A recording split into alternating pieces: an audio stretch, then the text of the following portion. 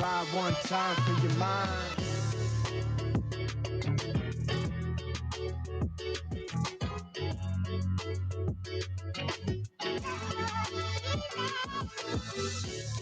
Sean, you're unbelievable.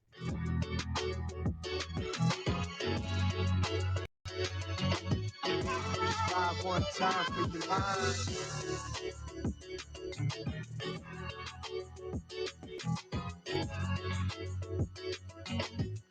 What's going on? What's going on? What's going on? We are here with the Coach's Huddle. It's your boy here, the coach, and we're here with our weekly installment of our call-in show. And this week, we have a lot to talk about with just certain topics that have been going on with the 49ers. We obviously have Brandon Aiyuk and the recent talks with his contract negotiations coming seemingly to an end. We also have uh, any more news. Well, lack of news really with the Trent Williams situation moving forward. We also are looking at a preseason game. Thoughts about the preseason game now that you finally had a chance to see the guys in the flesh, had a chance to see our rookies. We had a chance to see Dominic Pooney. We had a chance to see Malik Mustafa. We had a chance to see Tatum Bethune, Drake Nugent. We also got a chance to see our defense. What do you feel about our defensive line? What do you feel about the offensive line now that you've heard recent comments in camp? Uh, with more news passing the preseason game, we've canceled joint practices. Uh, we canceled joint practices with the New Orleans Saints in our upcoming preseason game with them tomorrow night. Uh, how does this help us? How does this hurt us? Is this a big deal? Is it not? It seems as though that the Niners right now are nursing injuries. Just recently, Aaron Banks has been sat down and he's hopeful to be back by week one with a broken pinky that he needs surgery with. And right now, that takes, I think, three of our starters that are out of for the offensive line. Jake Brindle is nursing himself back. We know that Spencer Burford is out, and we now uh four. Aaron Banks is out, and we know Trent Williams is yet to be seen. So, how does that feel going into less than a month from the season starting? Um, we got less than a month. There's a lot of things that I want to talk about. And as always, when you come up here, any topic that you want to talk about is yours. Um, what I'd like to do right now is get in one of my first guys in here who definitely we missed him last time. He came into the chat and waited diligently and actually if my memory serves me correctly, his phone went hot. So I'm just bring my guy in here right now. Jonas, what's good, bro? What's up, coach? Can you hear me? Yeah, I can hear you, man. Can you Yeah, yeah, guys hear yeah. Jonas in the chat? Yeah, I think they can. Let's go. Yeah, yeah, cool. Yeah, so no, it was interesting because I just had some thoughts on the Aiyuk contract the last time we were talking, and or the last time you had a you had a what do you call it a call-in show. No, so these are my thoughts on the Aiyuk situation. You know, I think the Niners thought the longer this went, the more they were in control. But the Mhm. more this has gone on, the more Ayuk has been in control. Like Yeah. that's what's crazy to me. All off season, everybody has said. I mean, the number one leader of this has been, that guy who covers the team, Mr. Lombardi, talking about the Niners have the leverage. That's the word all off season. Niners have the leverage, and the fans started parroting that. If that's the case, why is this guy who's under contract not in practice right now? Hmm. So I just feel like this will get resolved. But when it gets resolved, there will be a lot of spin game from both sides. And we will get to read the contract. I think the contract will be a lot closer to what Ayuk wants than when the Niners want it. That's how I feel it will end up. I agree. I feel like the closer that it gets, the more the Niners are realizing that they don't have leverage. Um, I feel like uh right now, because we're so close to the season, it's just there's no market.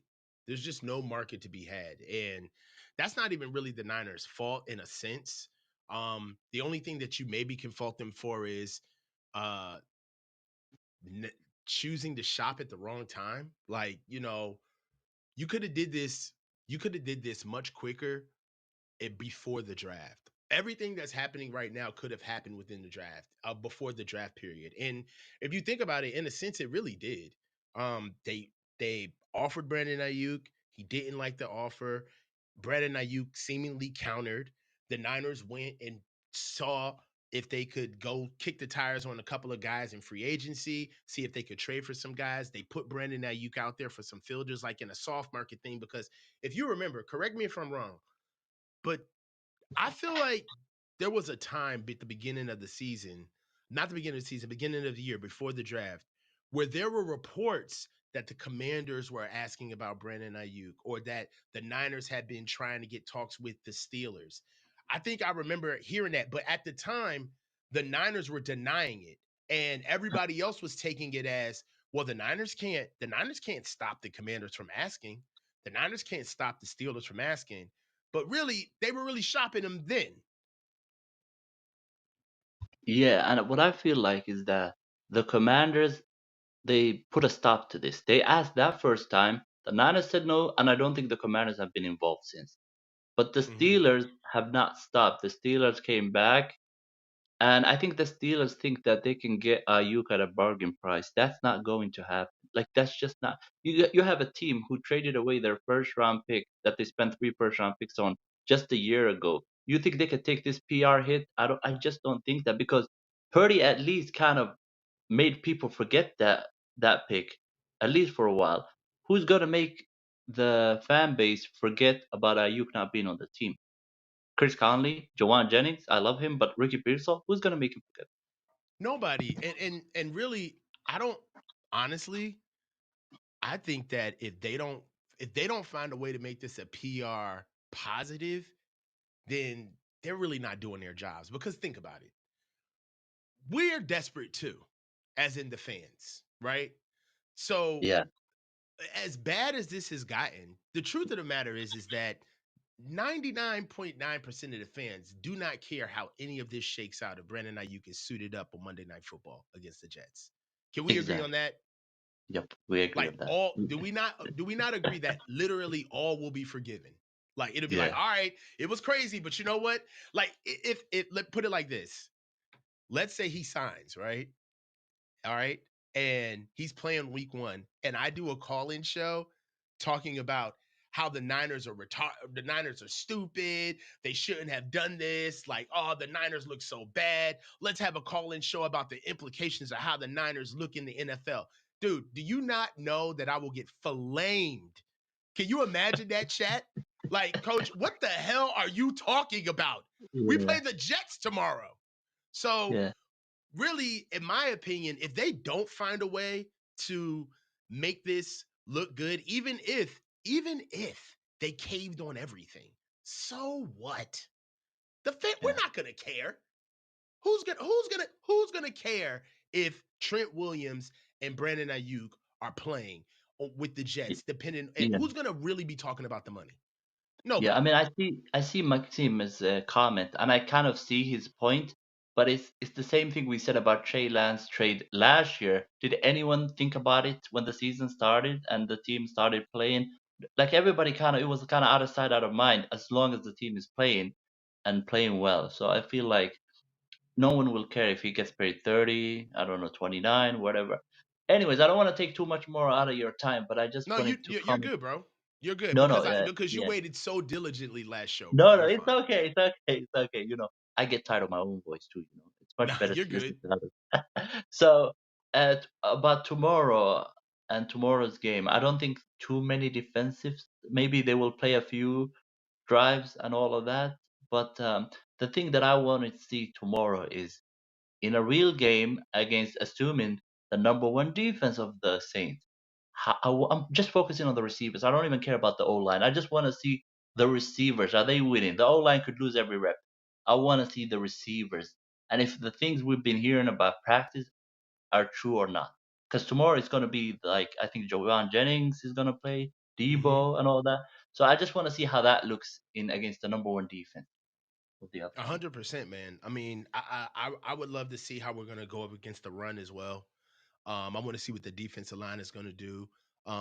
I do want to see the continued play from our rookies. If you think about it, for the most part, all of the young guys played well. That's promising, right? That's promising. Yeah, that is indeed. But thank you for having me on, Coach. Not a problem, man. Good to have you, man. We'll talk, And bro. see you next time. All right, brother.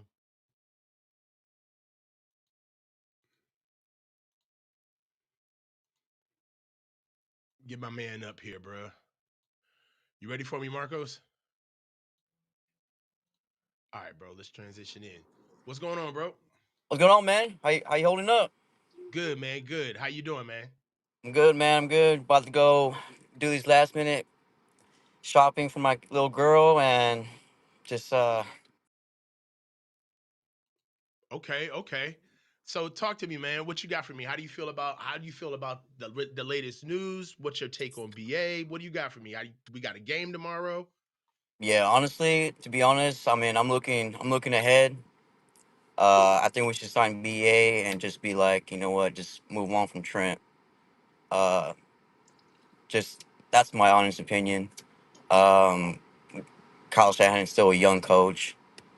Brock Purdy is young, future quarterback for the Niners. BA needs his guy, and that's Brock Purdy. Brock Purdy needs him. Um, Debo is, he's up there, but he's not as old. But Hmm.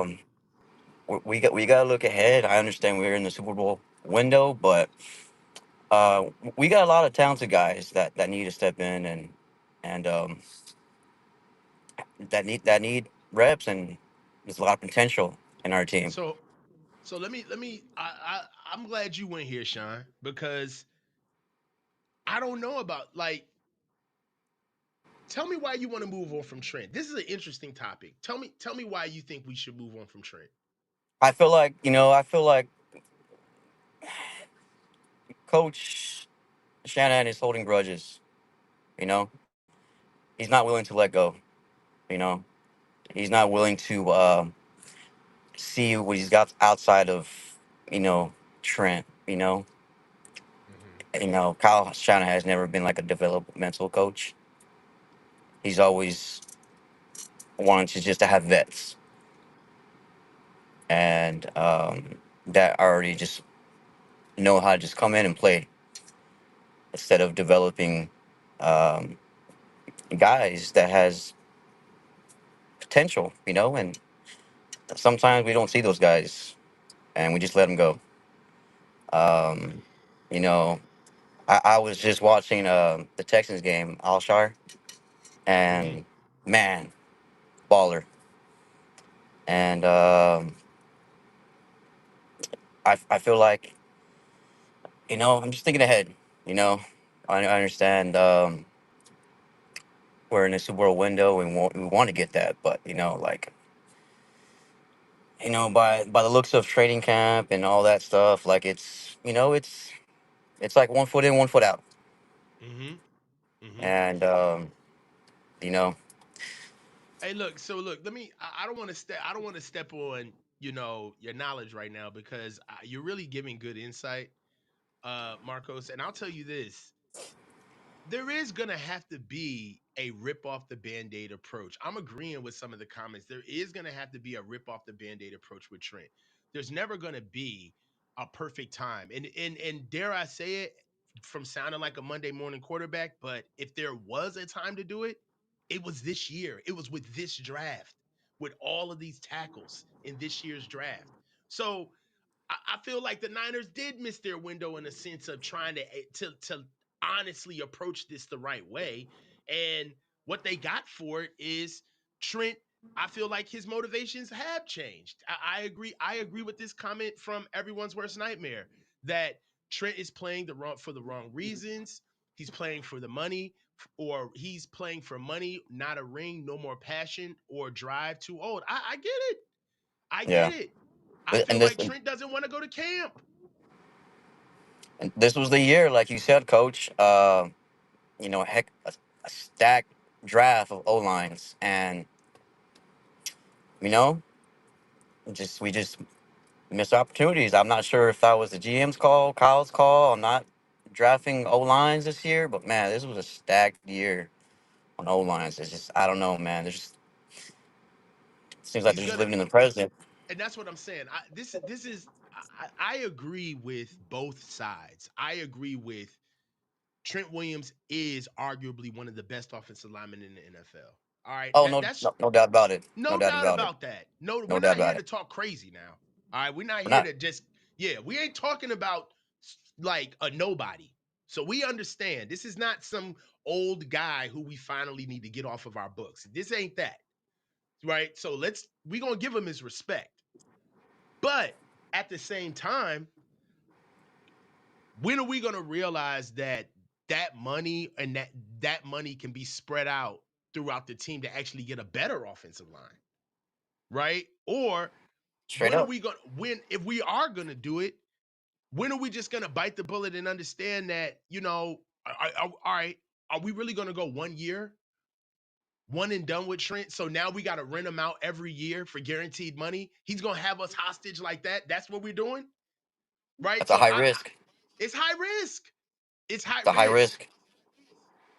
You know what I'm saying? And I get this Yeah. too. 187, you don't lose a Hall of Fame left tackle. I get it. I get it. But at what point is enough enough? Yeah. You know, it's And it's not when you do, it's that you do. So yeah. you got to, when you're going to do it. Yeah. It's like I said, Kyle. I feel like he holds grudges, and he's sometimes you just gotta just like just, just let loose, man. On his other coaches' opinions, players' opinions, and just kind of you definitely got to hear other people's opinions, and I feel like that's not his best area, you know. So But I gotta go in here with this. Manhattan John, you know I love you, brother. But Trent Williams is not Larry Allen. Larry Allen, Larry Allen was a silverback gorilla in a jungle. Like I'm Larry Allen was the original silverback gorilla. Like yeah, what Larry yeah, Allen that's would do to Optimus Prime people, right man, he there. was throwing grown men. He Hmm. wasn't getting out. It wasn't no corners and no linebackers. These was grown ass men being ragdolled. I'm just there's Yep. levels. That was a whole Yeah, nother that's time in the NFL. But yeah, yeah. But I mean, I do look forward for the season. I do see some slight changes from Coach Shanahan, as far as like taking other approaches. Um, but man, we just gotta find out. We just gotta find out what the season comes for us, and I hope there's some good changing uh, in the coaches, the players, and you know, I right. mean, I still think we're gonna make a deep playoff run, no doubt Hmm. about it. But I mean, at the end, it's in the hands of Kyle Shanahan. Right. Right. Hey Yeah. man, well look, it was great talking to you, bro. I'm gonna call back again, man. You're a great call. I love your insights, man. And I'm gonna be doing a live show during the game tomorrow. So tune in tomorrow, bro. Hey, man, I appreciate the invite. I love you, Grant, Jesse, all them dudes that you guys. Just I love the intakes, y'all too. It's always open chested, honest, raw, real talk, Right. and keep up the good work, Coach. Man. Thank you, man. Thank you, bro. I'll talk to you, bro.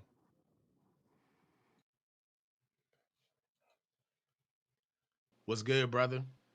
Well, that's good. Not a whole lot. Oh, you got the babies, man. You know, No, coach love the kids. that's not me. Oh, Uh, that's not me? Oh, that was Marco's. That was Marco's baby. Yeah. Yo, go ahead, bro. uh, in line with the first caller, man, like I have already changed my mind on BA because I know earlier in the offseason I was like, man, he's going to get too expensive to keep, and I'm here now in August waiting for him to get signed. It's like, yeah, $30 million, let's do it, let's Right. rock with him. You know, that's where I'm Yeah, at I on it. mean, for me right now, uh, they just need to give him his money. Like, I don't like at this stage. I don't care about the posturing. I don't care about who's the leverage, who won in the pissing contest, right? Like, I honestly, in certain ways, we're so close to the season that the cap doesn't even matter anymore at this stage. Like, it's like, dude, pay him, get it over with. Like, I'm tired of this, you know. And if he gets exactly what he paid for, it's like, I don't know, like I don't know. It's like seeing like somebody. It's like seeing somebody that you know get smacked in the face, and it's like you. It's like at work you got to act like it didn't happen. And it's like, yeah, you know. So accounts receivable, smack, right. So gonna go ahead and get onto the deliverables. We're definitely gonna talk about this when the meeting is over. And so it's just like one of those things where like BA is gonna spank on the Niners. Everybody's gonna act like they didn't see it because we're gonna be so happy that he's back. But on the low, we're all gonna be talking about like you do know he got exactly what he asked for. He got exactly what he asked for. And you guys caved and wasted all of our time, and you should have just signed him. Yeah, that's what it is. It's funny, like if you just think about how much the narrative has changed, like the whole wave of it of Brandon Aiyuk is, playing it poorly. He's playing it well. The 49ers are playing it poorly, or the 49ers are playing it well. And it's like, he kind of ended up playing it just right, I guess. I mean, if he's getting what he wants, who's to say that he didn't do that, which is interesting in my mind. Yeah, I mean, look, yeah, I'm to the point right now where the real questions aren't I feel like the real questions aren't even being asked because we're dealing with this stuff, right? Like the real questions are, has Brock Purdy taken the next step, right? Because that's who we really have to pay coming up, Yeah. right? The real questions are, is the defense going to be really affected by not having Dre Greenlaw this year, right? Like that's the real questions. The real questions are, how is our defensive line, particularly our interior defensive line, gonna be against the run now that we've lost Javon Kinlaw, Eric Armstead, and replaced him with Malik Collins and Jordan Elliott, right? Is Yetur Gross-Matos and Leonard Floyd enough on the other side after us losing on Chase Young and who's the other guy that we had out there? Randy Gregory, right? Oh, yeah. Um, you know, the secondary. I saw a question in here about the secondary that I had, that I saw. The secondary, are they going to carry over being the strongest unit on our team into the season? Or was this just a BA list camp that didn't expose what we're going to see in the season all along? That's a real question, right? But I feel Yeah. like all of these all of these topics that we should be paying attention to going into the season that are ultimately going to smack us all in the face against the Jets. That's the only thing, is that we're like going against the Jets is going to be like putting on those colorblind glasses for the first time. Like, have you ever seen those videos where people that are colorblind, they get gifted those glasses? Yeah, and Yeah. they're moved to tears. Like, the Jets game is going to be that for Niners fans, where there's going to be no more holding back. There's going to be no more clandestine negotiations. There's not going to be anything that they can talk away. They can't sit here and cancel practice. You can't cancel the game because you got too many hurt players. You can't do that. You got to show up and play. So really, they're kicking the can in a sense, but we're all going to see it on week one. And I feel like those are a lot of narratives and serious questions that need to be answered that the Niners are kind of getting away with because we're so focused on where's BA, right? Like, what's going to happen with Trent? Like, is he going to get traded, right? And in a way, it's kind of been a healthy distraction for the fact that they've had a light camp. They haven't even made it through camp because of injuries. They can't even field practices with joint practices with the Saints, and four out of their five starters on the offensive line are hurt or either not here. So those are the real questions. I agree. And like we could talk about preseason games and everything. And in my mind, the preseason's all just, it's all an illusion, right? You can look like crap in the preseason and make it to the Super Bowl, and it really means nothing. But the camp injuries, that's real. That's really real because injuries linger and they can affect your. I mean, they're the number one detriment to your season is people getting hurt, and that's the real concern in my mind at the very least is who's actually gonna be out there. Christian McCaffrey, he got a ton of carries, and we all know like who's the Kansas City running back way back in the day, Larry Johnson, who Larry got a Johnson. ton of touches, and just his career was pretty much over after that season. He had like 400 or something. So those are my concerns at the very least, and they're not talked about because you're right. We're talking about BA and not that stuff. Mm-hmm. Yeah, I feel like it's kind of like one of the biggest dupes of the whole offseason, right? How do you feel about our offseason? Do you feel like we had a championship offseason? And when I say championship offseason, what I mean is, do you feel like we held our standard with the way we drafted, how we practiced through the offseason with OTAs and minicamp, the acquisitions through free agency, what we lost and what we acquired? Do you feel like we're better? Do you feel like we're better? And not better in the stance of better than last year, but better in the stance of, did they feel like that they rectified some vulnerabilities, that they say, you know what, last year this hurt us, we're coming in with this year, we're better here. Like, because you can only get you can only get improved so much as a team that went to the Super Bowl, right? Yeah, So we yeah. want to be honest here, right? We went to the Super Bowl, but as far as the offseason is concerned, and I want to ask the chat, are you guys happy with our offseason thus far?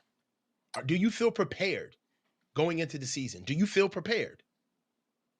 So I'm gonna combine our previous offseason with this offseason a little bit, and I'll construct my argument because it's generally no, and it's because we made the wrong all-in move last year with Javon Hargraves, which was previously I feel like we're a very prudent team as far as free agent signings. Like when we got Charvarius Ward, he was the third best cornerback in that market, so we got him relatively cheap to other players, and we went out and got Javon Hargrave at the highest possible price you could get him, right?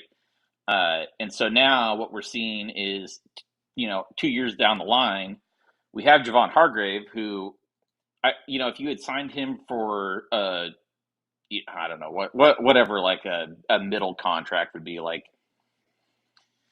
$13 million a year, we wouldn't be thinking, oh, this is such a terrible signing. But because we went out and got him at $20 million a year, it's like, man, this is not worth the money, right? And so what we're seeing now is us trying to get back to signing high-end depth and, good rotational pieces, which is generally what I like for free agency. And we're just not able to tap into the higher end of that type of talent. Because I like Malik Collins. I like Jordan Elliott. I like Yetur Gross-Matos, but they're really not of the caliber of rotational player that you would want to go into a season to count on to keep your line fresh, to keep the heat on all game and that sort of stuff. And it's also negatively impacted what we've been able to do with bringing in a temporary fix for somebody like Dre Greenlaw, which I like a lot of what we've seen from rookies, but I don't like Devondre Campbell at all. I don't want him on the team. I would have rather had Eric Kendricks, anybody else who told us no. Yeah. Yeah. So, it all adds up. It was, no, I didn't think this offseason was great. I kind of like the draft. It seems like it's trending in the right direction. Yeah. I don't like Ricky Pearsall, but not because I think he's a bad player. He's just a reach, but, no, I don't think it was a great offseason. I think there's still a lot to be said about it, but no, it's not the moves I would have liked. Yeah, I feel bad for Ricky Pearsall because it's almost as if the only way that he could prove the knock against him is to play, right? The Yeah, knock against him is he may not be as physical as you want him to be, and his durability because he doesn't necessarily have a big frame, right?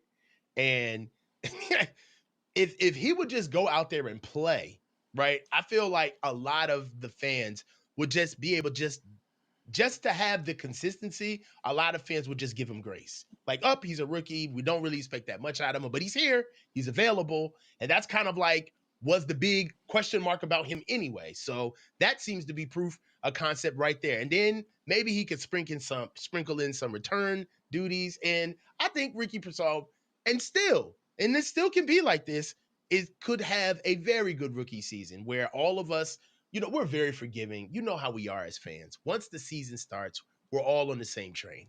That's just what it is. We all want to win. It doesn't matter. Nobody wants any of the players to not do well, right? So even if you don't think the guy was a good acquisition from the start, once the season starts, it's like, bro, prove me wrong. Like, please do make me look like a believer. So Ricky would have a good season. And like I said, it's still capable of having that.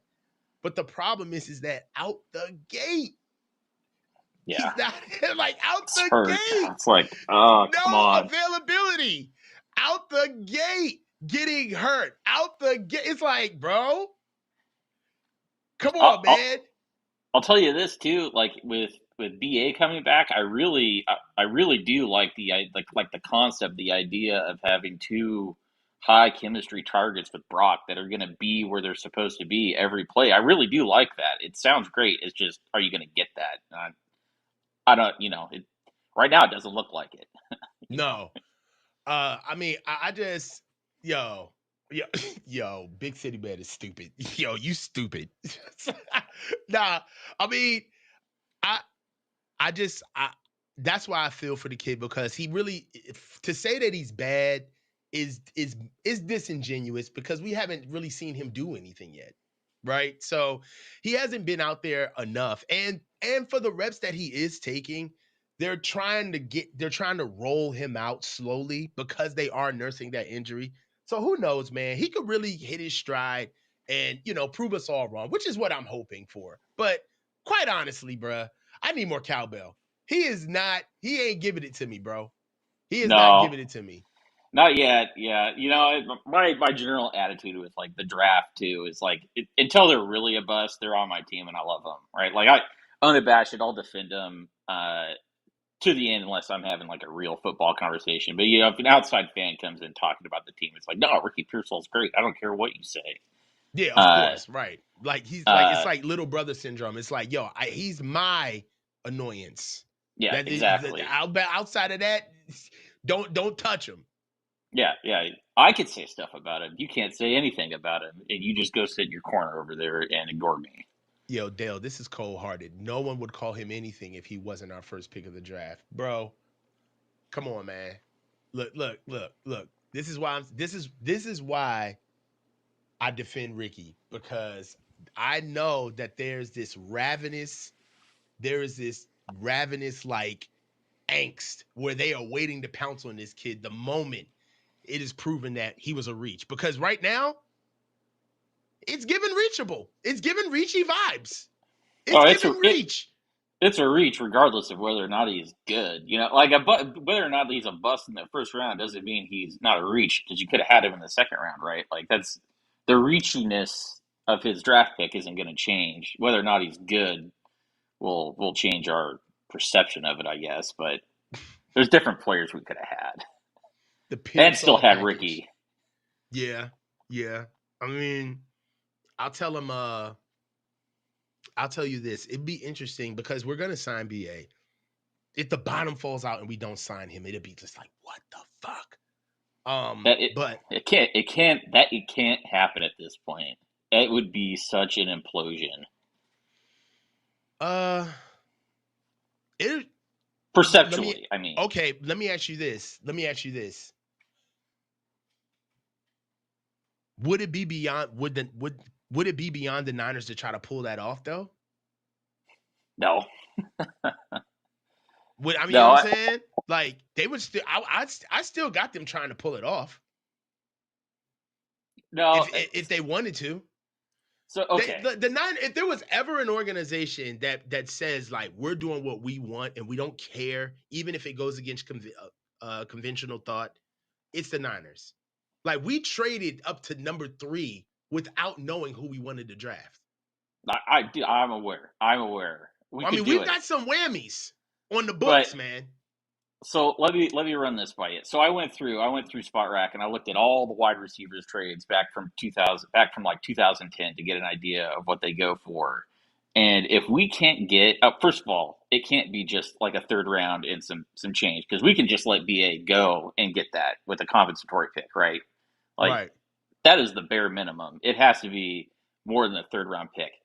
But if you go back and you look at all the major wide receiver trades, not like all the little tiny guys that are like moving around, the team shuffling everything, the minimum in order for it to not look just awful is a first round pick. Like Stephon Diggs, when he got traded, he had 1,100 yards and like 6 touchdowns, and he went for a first and a third, right? Yeah. Like it would be unbelievable organizational malpractice to take whatever the Steelers are trying to get him for, and nobody else is offering anything, so that's what he's worth on the market. So, but so let's look at this question here by Cosmo though. What happens if the Steelers pull the offer? BA is in trouble. Well, I don't think so. First of all, the Steelers have already walked away. They just signed George Pickens, right? So the Steelers have essentially said we're out. All right, so this is really about the Niners and BA getting it done, right? And for the Niners to move on, or to try to like squeeze BA, and force him to play. That's the thing. Like this still is a human business. It's still you know what I'm saying? This is like I understand that we're dealing with dollars and cents, but you got to understand the human element behind this. It's not the fact that the Niners would be contractually like obligated or contractually what's the word I'm looking for, like well within their right to play BA on his 5th-year option. Like you don't want the whole team to see that, to see the players to see that you're willing to do that to a guy where you're forcing him to play on the team. Plus the chemistry will be crazy. All right, asking BA to play on a 5th-year option, like, and he could essentially hold out until week 11. All right, he only has to have 6 games officially on the books to be deemed as a full season player. So it would be a shit show. Like the Niners, that's not an option, especially as he's already said explicitly that he's not going to play on it. So they can't. I understand. Like I feel like a lot of fans, if they ran the organization, it would be North Korea. Like I think fans would be so swift and just be like, "You're cut. He's gone. I don't care about his family. Get the baby out of here." Like I feel like fans don't understand that you are dealing with human beings, man. yeah, and I don't. My philosophy on it is like you don't want to pay top dollar for most players because they can't reach that level of production to give you that benefit. It's hard to really match production with $30 million, right? Like you could break it down in yards per dollar, and it's going to look probably pretty bad for most players. Just in general. But BA has also earned that contract by doing all the right stuff. Like all the right stuff. That's how I run my Madden. On my Madden team, I turn off the salary cap and I bring all the good players in. Yeah, it's like that's what it is, Madden, bro. You guys, there is a human element to all of this, bro. You can't force a guy just because it's in black and white. Now, there's times where that has happened because both the player and the organization kind of know what it is. Context matters, but at the same time, you can't force a guy to play. You can't do that. No. The thing is too is like my mind's constantly changing on this, but for him to turn down the contract offer from the Patriots, right? He essentially is saying, "Hey, I do care about winning. I do want to give you somewhat of a hometown discount." Mm-hmm. He shouldn't have to ask, or the 49ers really shouldn't ask him for too large of a discount. It should be well within reason. Like, hey, this is our budget. If you could take this and you could fit in with this will help us win. I think that's fine, but not to be like $24 million is absurd. Like, no, that is ridiculous. You can't ask him for that. But Yeah. I mean, well, essentially, let's say what the 24 million was. It's the Debo deal. yeah, But yeah, but it's the Debo deal. It's the Debo deal 3 years ago. Like yeah. it's not yesterday's price is not today's price. So No, I feel like the Niners. I don't. I'm gonna be. It seems incredibly tone deaf. It really does. Like, why would you think he would go for that? And why would you not think that he doesn't realize that that's the exact number that Debo had to, and Debo had to fight to get you. Like you gotta understand, like that 24 wasn't the initial offer for Debo either. Debo had to ask for a trade publicly to get that money. So it's like, I feel like in a way, did Kyle maybe, because this is all about Kyle, did Kyle think, you know what? We saw what Debo wanted. At the very end, we ended up giving him this. Uh, and he's had to have thought 26 is where he'll go, right? I don't think the Niners just stayed at 24. And I don't know, did he really believe that that was enough to get Brandon? Like, and then why would he wait? Why would you wait? And why would you wait and think that the wide receiver market was going to go down? Who thinks that the market is? When has the market ever gone down for a player position? Like, when has that ever happened? that'll only happen if the NFL loses popularity. Like, the salary cap has to go down for the market to go down. If it's going up, players are going to ask for more. That's just how it's going to work. I mean, you're never gonna pay less tomorrow for something today, right? Like, that's just not what's gonna happen. Yeah, I mean, really, and I'm looking at this right here. Like, Manhattan John says, imagine this negotiation if the Niners didn't have all of the leverage that they did. Like, the Niners had leverage. Yoni brought it up earlier before my first caller, is that the Niners had all of the leverage before the draft. As a matter of fact, the Niners had all of the leverage on Trent Williams as well before the draft. If they would have understood that, hey man, this is a situation where we got to get BA paid right away, okay? Even if he wants to wait, fine. I feel like if there was ever a time I feel like if there was ever a time for the Niners to jump in, uh, when the receiver market was blowing up, is the first wave after Amon Ra. So Amon Ra was kind of like the first shooter drop, right?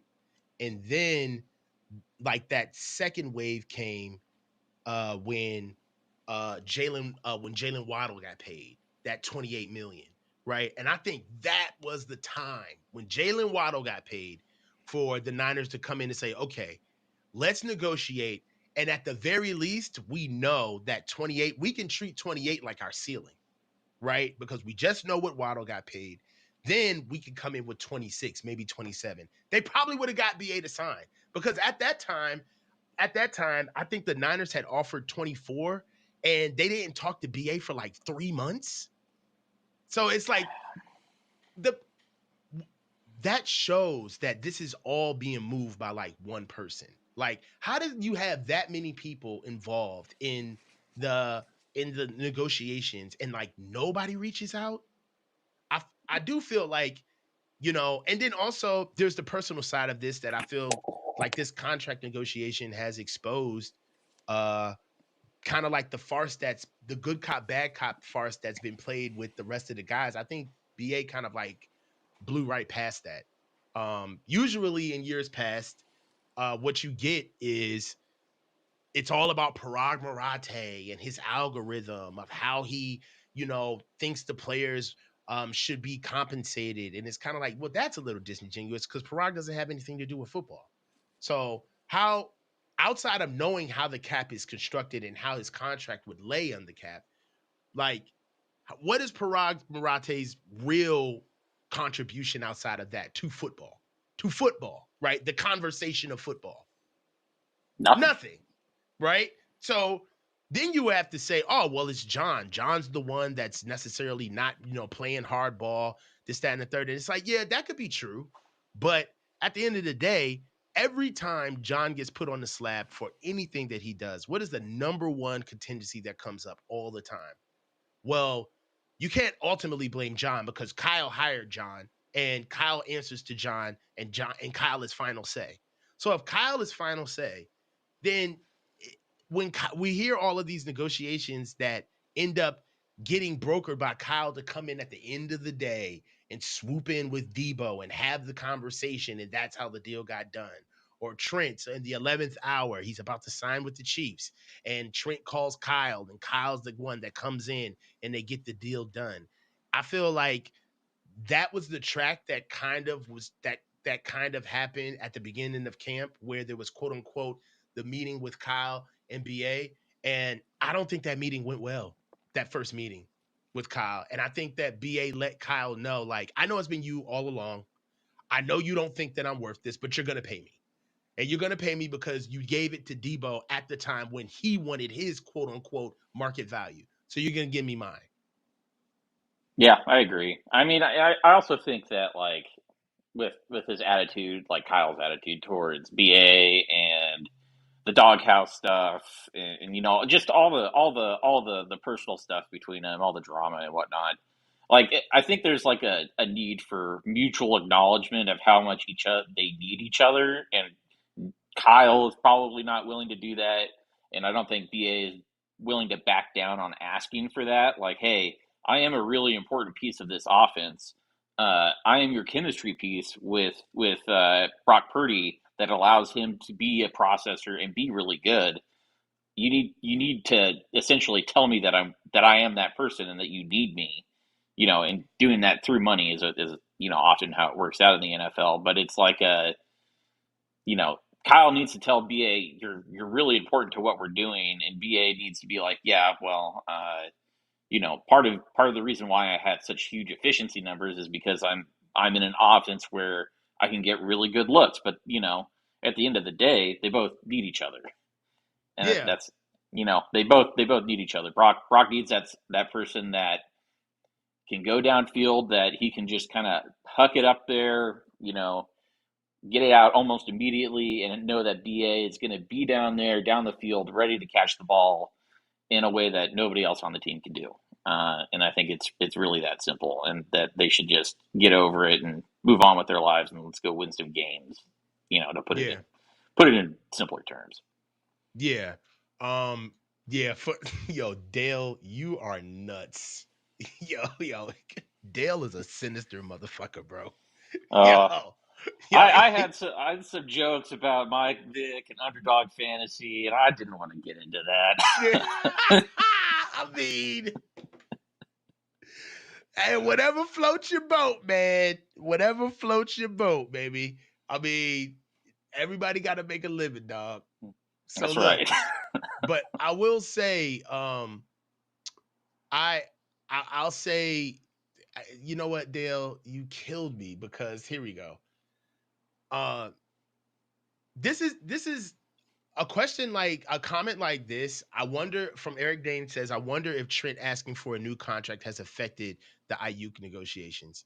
Look, um, this is why I feel like 100% this is all up to what Kyle feels. Like how the guys get their money is Kyle's final say. Because if this was Parag running the show, then I feel like there would be some type of professional, I feel like there would be some type of professional touch on this where BA getting signed and replicating what Trent has to do to get signed on the cap would be somebody who's professional. They can just do it. It's like, all right, well, if there's all of us in the room together, let's put our heads together, understand that, let's put an actionary plan together to get BA signed. Let's get Trent in here, understand exactly where he wants to go. We have this amount of cap space. They have over $30 million worth of cap space. Okay, so it's not like they're strapped for cash right now. They have more than enough money to get this done, right? So that's why I do feel as though that it is up to there is a waiting game.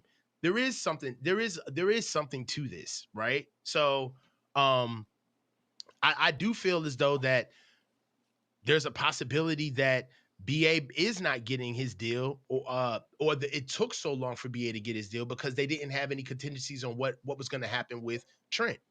So, what do you feel about that? I mean, like all contracts affect other contracts, right? It's a hard cap. So if you pay somebody, you're not going to be able to pay somebody else or do whatever you want. I'm of the opinion with Trent specifically, like his cap number is I think like $10 million this year, and it's $32 million next year.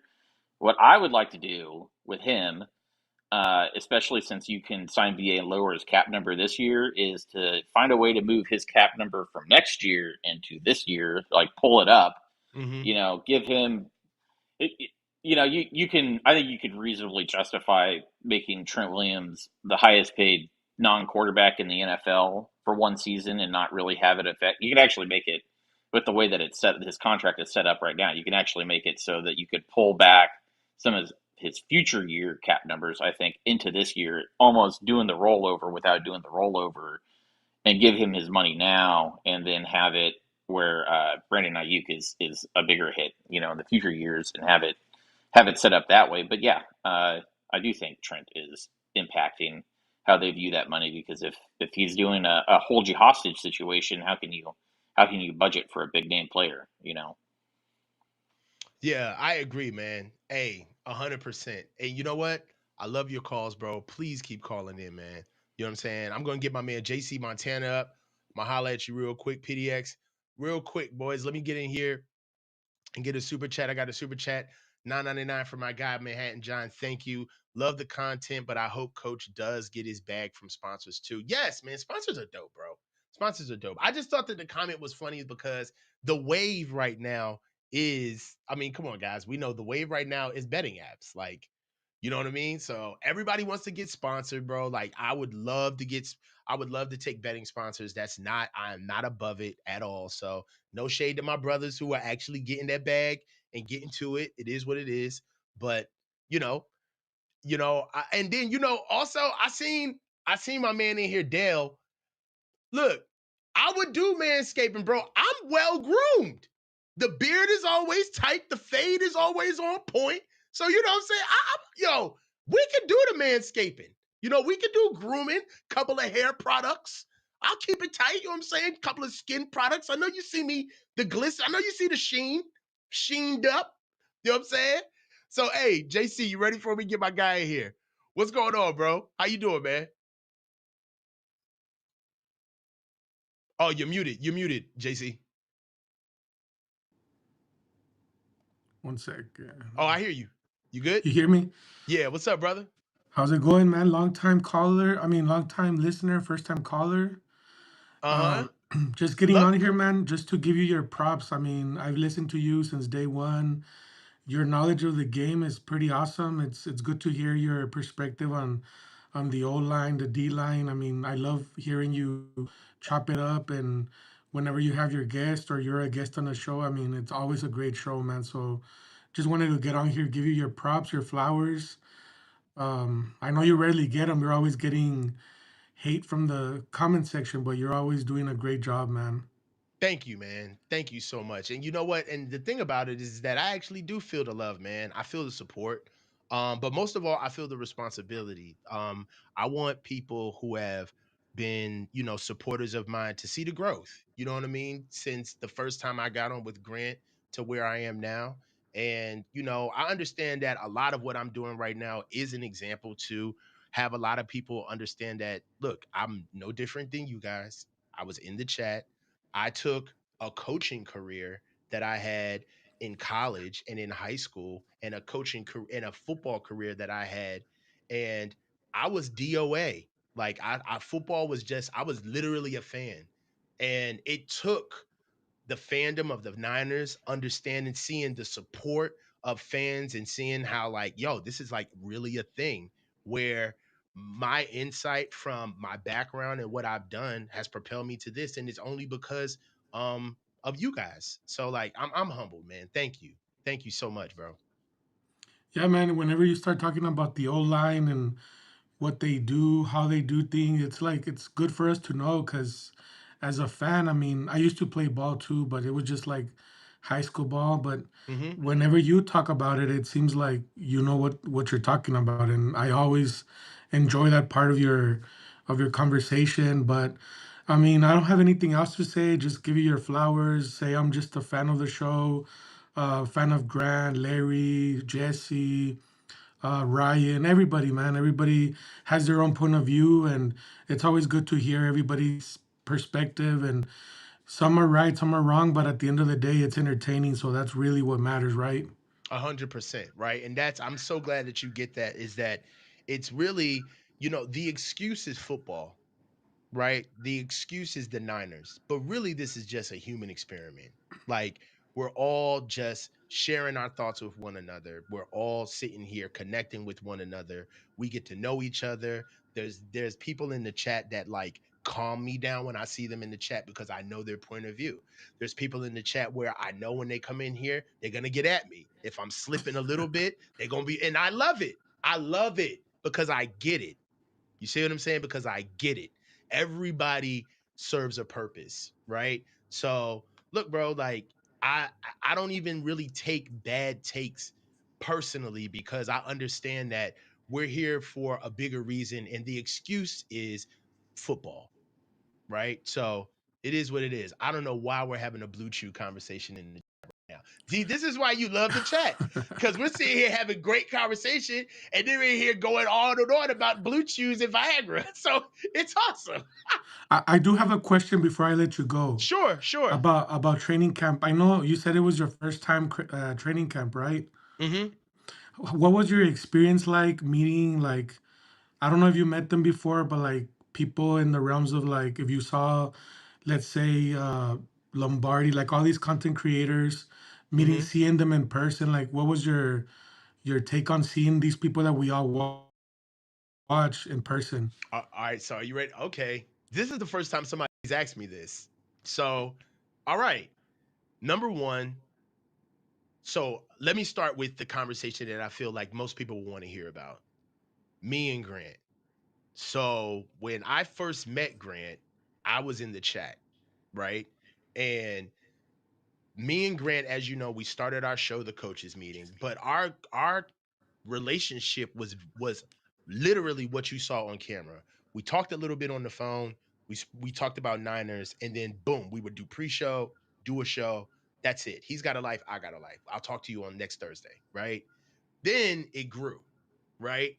So we actually became cool. So I started sharing my life, vice versa, right? And but it wasn't real. You know what I'm saying? Because I never met him in person. So you never meet a guy and it's like I wonder if he does work as hard as he says he does. Like I wonder, you know what I mean? Like I want to see. I'm that type of guy.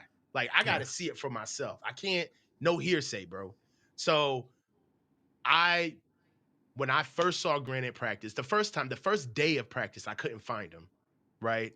The second day of practice, we actually met up. We saw him, and I walked up on Grant, and Grant had a binder full of notes, like packed full of notes. He's a worker. He's a grinder. That's something that I really respected out of Grant. That's like one of the first things that like came across to me is that for him to talk as much as he does about the Niners, he really does put in the work. So he's not just spitting from the hip. You know what I mean? Like he ain't just riffing. It's coming from where he what he's actually seeing. David Lombardi is polished. You know what I'm saying? He's tall as hell. So you know what I'm saying? I'm 6'2". So David's at least 6'4". Um, he's he like sachets around the field. Um, like he's definitely like fixated. He's very quarterback centric. Very quarterback centric. Like everything that happens with Brock or the quarterbacks, you can always say David around. Also, David doesn't take notes. He doesn't take notes during team, which is weird. right? So that's something else that I noticed is like, how can you talk as much as you do when I don't see you taking notes during like team period. So that's something else I noticed. Um the Niners are not hospitable either. That's something else I noticed. So going into practice, they make you sit in like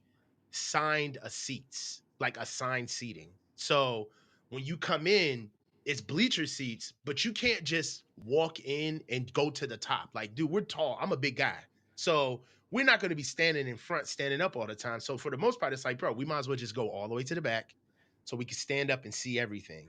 But they have like this like snaked seating arrangement where they make sure that all of the bleachers are packed section by section, and you have to make sure that you fill the bottom all the way to the top, and it's just like this really weird like waiting game that you have to do to make sure that you can get to the top of the bleachers. It's kind of childlike, you know what I'm saying? It's like, why are you guys doing all of this, right? um Let me see. Oh, you can't see all of practice by yourself. That's another thing. So when you have Larry or Grant or David, what they're talking about in practice, like it's almost impossible to see what happened during the play because number one, the plays are rapid as hell, right? So when we're going through like uh when we're going through like team, right? Team is ran by like they'll go first team, second team, third team, right? But then sometimes they'll mix guys up. So let's say it'll be first team offensive line, but they'll take out like uh Zakel and then throw in uh Drake Nugent, right? But if you're not watching the literal O line every time they make that quick swap into the huddle, you can say to yourself like, "Oh, that's just the first team offensive line." It's like, no, it's not. They're working in Drake right here into the first team O line. That's one of the things that we picked up on with Nick Zakel during camp is that's why we know he's going to make the team because they were playing him at first team and second team, and they were like rotating him back and forth during the team periods on the offensive line. So that's another thing that I noticed as well is like, if you're going to watch the O line and the D line like during team, then that's it. That's all you can really watch. There's no way that you can watch what's happening with all those dudes and then follow the ball and then see what happened, where the ball goes, and then know what the defense was doing before the ball got there. So, one thing I tell you right now is I will never go to camp by myself because I went with Jesse, and one of the things that kept like ringing true to me every time we finished a practice and I saw as many notes as I had, and then I saw as many notes as Jesse had, that was one thing that I was saying, like, I'll never do this alone. Like, it would have been a complete waste if I would have went alone because I would have missed so much and I wouldn't even have known. You know what I'm saying? So that's something that I do now. It's like I listen to Larry and Grant and David, and I listen to everybody's reports and Brad, but I listen to the reports with a little bit of a grain of salt now because I've been there and I know that there's probably something they missed, right? There's probably Right. something you didn't see, right? So and that's even more so because of going to camp. I've been to many camps myself, in camp and coached at camps, but just being at this camp because of how fast things move. One thing that I also noticed is that the whole quarterbacks throwing picks in camp shit is like the dumbest shit ever. It doesn't matter. It doesn't matter. So that's what I learned, bro. But thank you, man. Thank you for asking me, bro, because nobody ever asked me that, bro. All right, brother. Well, you have a safe weekend and look forward to hearing your videos and your takes and have a good one, man. All right, brother. Have a good one. Thank you, bro. All righty. All right, guys. So look, we had a great call-in show, and I'm gonna tell you this right now. I got something new that I'm doing every week now.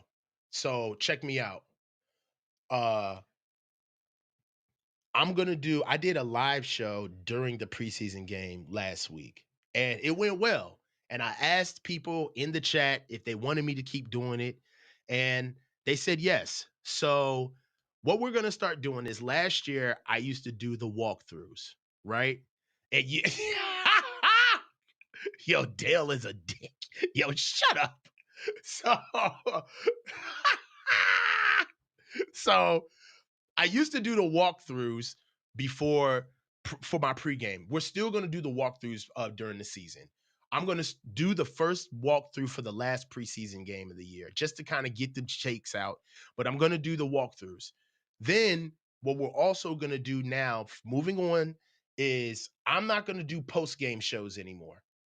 All right. Because I'm going to do live shows. I'm going to stream during the games and give live commentary during the games. I had a good time doing it too. Then we can talk about exactly what we see. Okay. Also, you heard it here first. At halftime, we will do call in show reactions. Okay. So, halftime, the link will be available during my live streams during the game. And you guys come in during halftime, bro. So you guys can come in, give me your thoughts, but it's got to be rapid fire depending on if we got a big line. You know what I'm saying? But I'm going to do live call-in shows during halftime of the game. Then we'll close out the lives, okay? And you guys know how YouTube works. Everybody is going to be getting their post game in, right? I'm not going to do post game because we're going to do live shows. So why do I need to do a post game if I just done the entire live? But what I will do is while the post game is going on, what do? We miss all of the interviews. We miss all of the post game interviews because everybody is so pressed to get their show out, which they should. You know, I'm not hating on my content creator brothers, but that's what they do. Everybody is trying to get their content show out, so nobody can really do the press conferences. What we're gonna do is we're gonna have reactions to the press conferences in the post game show. So we're not going to do post game because we're going to do live shows from now on. We're going to talk during the game. We're going to do a call in show during halftime. Then after that, we're going to clip up post game interviews and we're going to do live reactions to post game interviews. So that's how it's going to roll out. I want you guys to let me know if you rock with it. If you don't, we can change it up. I'm coachable. No pun intended. I kid. So look, hey, and if anybody steals my idea, you know you heard it here first. All right, so we're gonna still do it anyway. Look, guys, I'll tell you, this has been a hell of a ride. I finished my first off season with you guys, and now the season is here. I feel better than ever. I feel rejuvenated, and I love the support. And also keep me accountable. You know what I'm saying? You guys, this is the coach. Stay low and keep your feet moving. 30 Diana. No. I love it. Just ride one time for